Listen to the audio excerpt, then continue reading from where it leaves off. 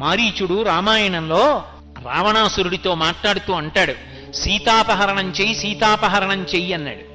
అంటే మారీచుడు అన్నాడు, ఏమిటో సీతమ్మను అపహరించి తెమ్మంటున్నావు, అంత తేలికనుకుంటున్నావు, ఆ దోషం ఉట్టినే పోతుంది అనుకుంటున్నావా? సీతమ్మను అపహరించి తెస్తే రాముడు కనపడకపోతే, సీతమ్మ ఏడిస్తే, సీతమ్మ కన్నుల వెంట నీటి చుక్క పడితే రావణా నువ్వు ఒక్కడివే చచ్చిపోతాననుకుంటున్నావేమో. వెతికి వెతికి వేటాడేస్తాడు రాముడు. ధర్మాన్ని నమ్ముకున్న రాముడి జోలికి వెళ్ళవద్దు. మారీచుడు చెప్పాడు ఈ మాట.